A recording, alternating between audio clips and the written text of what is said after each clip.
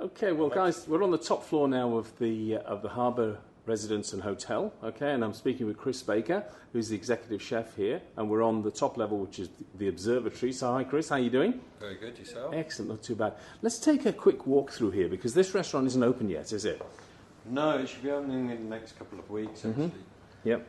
At the moment, as we walk down, I mean, we have stunning views of Dubai, but this will be one of the main focal dining areas of the restaurant. Yeah. At the end, you'll see that we have this table. What we're trying to do up here is actually have more interaction with the guests while we're cooking for them. Oh, that's excellent. The cooking station that I designed here actually interchanges in the centre, so we can do many different things.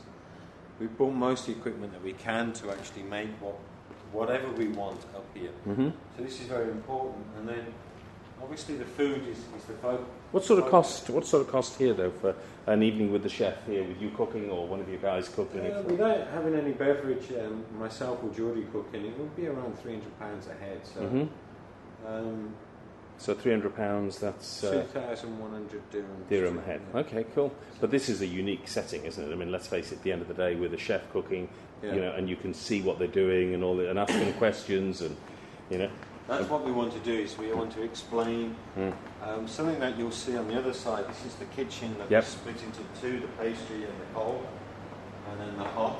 You'll notice from our cooking style up here that we don't have a normal setup in the kitchen. No.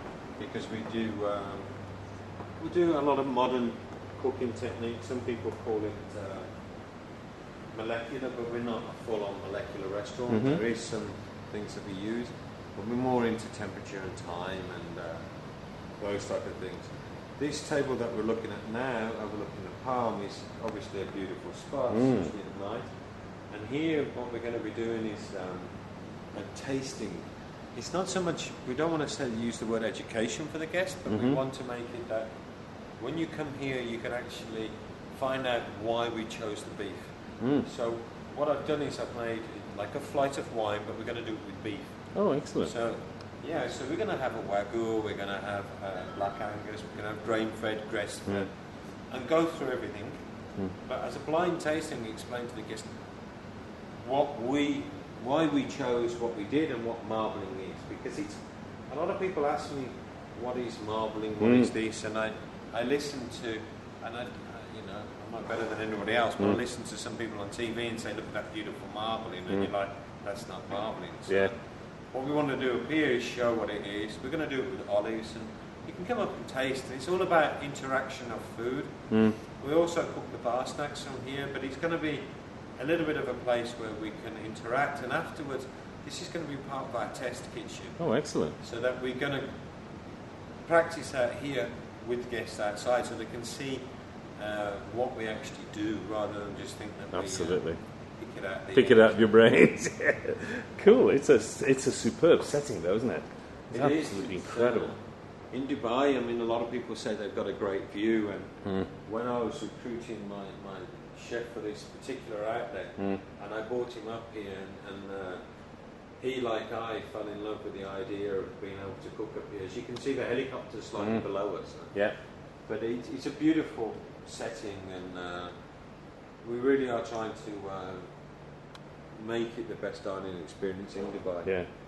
It's and how many covers in the restaurant in total?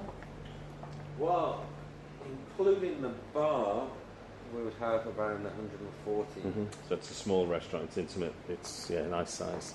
It is, and what we found a lot in Dubai as well, that people actually don't like it now, because a lot of people try to force everybody into a restaurant or to a bar.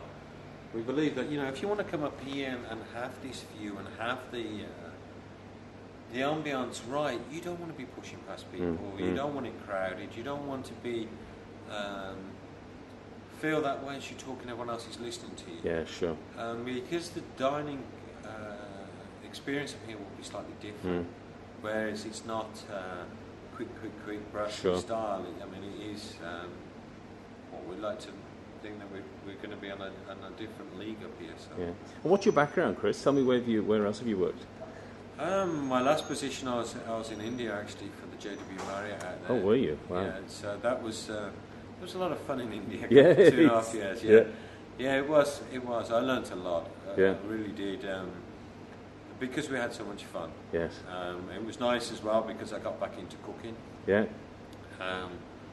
Getting back into the passion of it all, which was nice. And from there, I was lucky enough to do some shows and that in Bangkok and in Singapore. Excellent. So that was good fun. Where did you train?